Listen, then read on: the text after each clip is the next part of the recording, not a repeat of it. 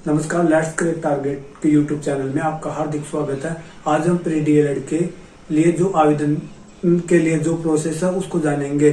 सबसे पहले हम इसकी सामान्य जानकारी देखते हैं। तो इसमें सब 9/6/2021 से इसका आवेदन शुरू हुए हैं और 10/7/2021 रात्रि 12 बजे तक इसके जो रजिस्ट्रेशन की डेट है वो रखी गई है और इसकी फीस की 12/7/2021 रखी गई है। और इसकी जो योग्यता की शैक्षणिक योग्यता की बात करते हैं तो इसमें जो 12th की परसेंटेज है वो सामान्य कैटेगरी के लिए 50% निर्धारित की गई है और जो रिजर्व कैटेगरी है उसके लिए 45% अंक की प्रतिशत निर्धारित की गई है।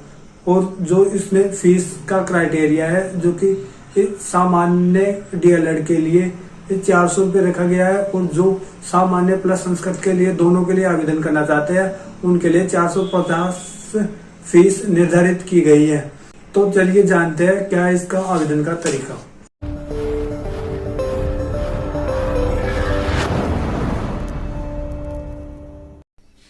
तो सबसे पहले आपको डिस्क्रिप्शन में दिए गए लिंक को किसी भी ब्राउज़र में ओपन कर लेना है।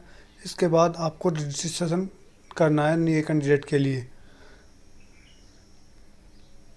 तो अब आपको जो दी गई जानकारी है उसको भरनी है।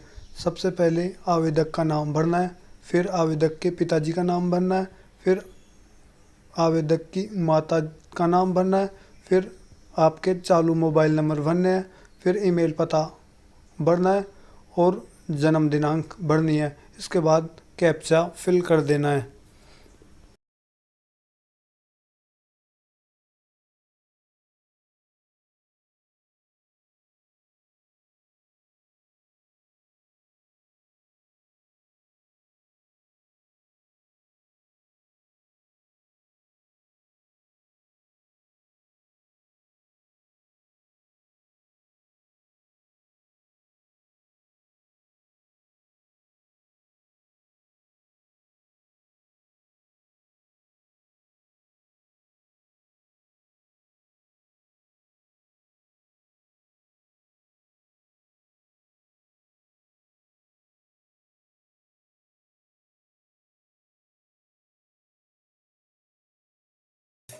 कैप्चा भरने के बाद सबमिट पर क्लिक कर देना है। फिर आपको यहाँ पे एक कन्फर्मेशन पॉपअप विंडो दिखाई देगी। इस पर आपको अपनी जानकारी कन्फर्म कर लेनी है और कन्फर्म बटन पर क्लिक कर देना है। फिर आपका रजिस्ट्रेशन हो जाएगा। इसके लिए आपको एक मैसेज भी प्राप्त होगा। मैसेज में दिए गए रजिस्ट्रेशन नंबर और पासवर्ड से यहाँ पे लॉगिन कर लेना है। लॉगिन करने के बाद आपको ऊपर ओल्ड पासवर्ड डालना है और नया पासवर्ड भी सेट कर लेना है और फिर सबमिट दबाना है। आपका नया पासवर्ड सेट हो चुका है। अब नए पासवर्ड से आपको लॉगिन करना है।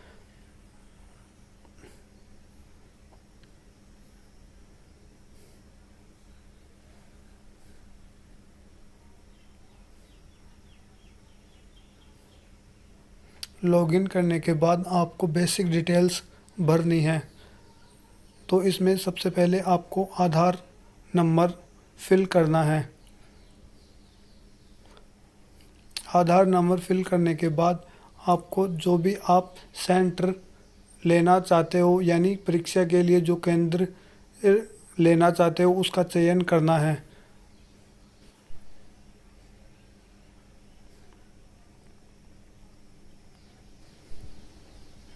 यहाँ पे आपको अपना जेंडर सेलेक्ट करके मैरिड और अनमैरिड का स्टेटस भी भर देना है। इसके बाद आपको गृह राज्य सेलेक्ट करना है और फिर गृह जिला भी सिलेक्ट कर लेना है। आपको यहाँ पे अपनी कैटेगरी सेलेक्ट करनी है। फिर यहाँ पे आप यदि अल्पसंख्यक और दिव्यांग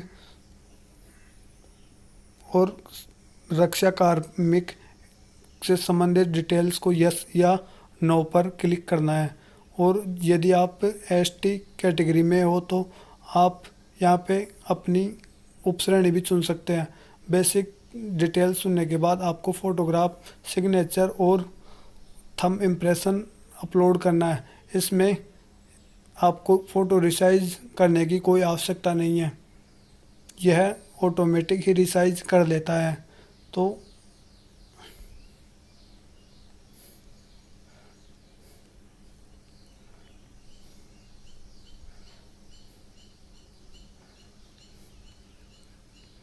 आपको अपनी गैलरी में से अपनी फ़ोटो सेलेक्ट कर लेनी है।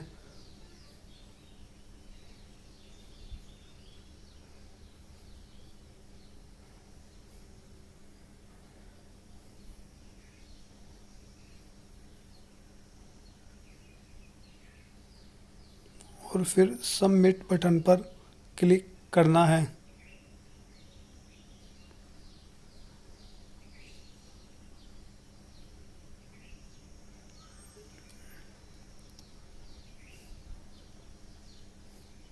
यहाँ पर आपको एड्रेस संबंधित जानकारी भरनी है। जो आपका गृह राज्य और ज़िला है वह सेलेक्ट करना है।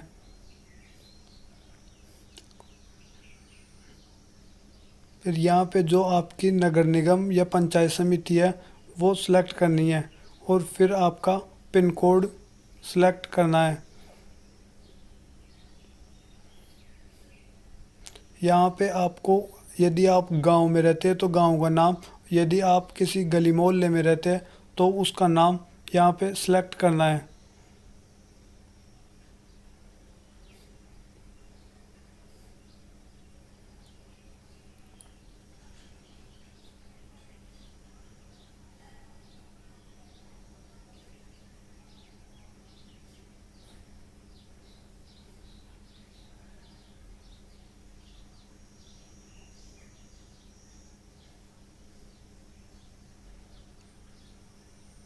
यहाँ पे आपकी ग्राम पंचायत सेलेक्ट करनी है।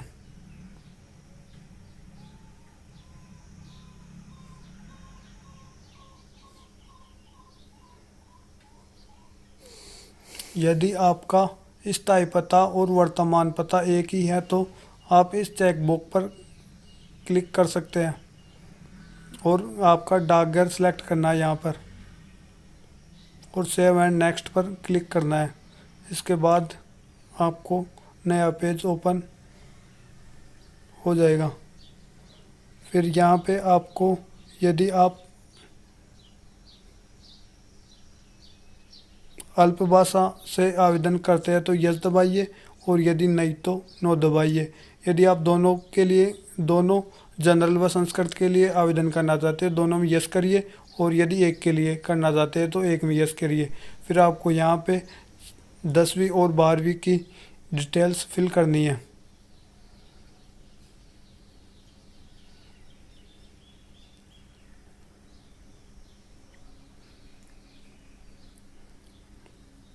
जिस ईयर में आपने पास किए वो ईयर यहाँ पे सिलेक्ट करना है। यहाँ पे नो रोल नंबर सेलेक्ट करना है।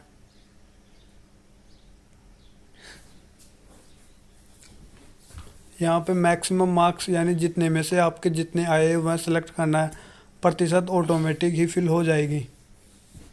इसी प्रकार हम 12th का भी फिल कर लेंगे।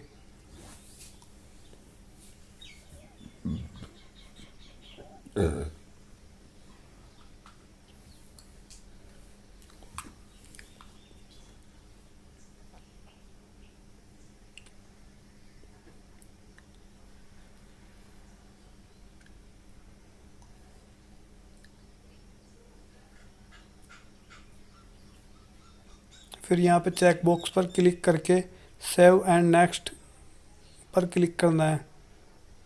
इसके बाद आपकी एजुकेशन डिटेल्स फिल हो जाएगी। फिर आपका पूरा फॉर्म फिल हो जाएगा। फिर आपको एक बार पूरे फॉर्म को चेक कर लेना है कि कोई गलती तो नहीं हो गई है।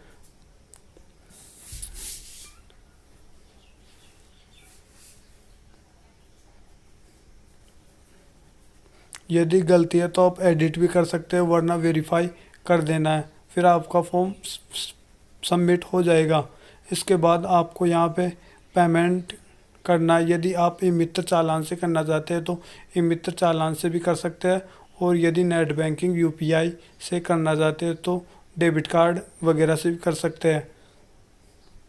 यहाँ पे आपको विभिन्न पेमेंट मोड दिए गए हैं, आप अपनी सुविधा अनुसार किसी का भी सिलेक्ट करके पेमेंट कर सकते हैं।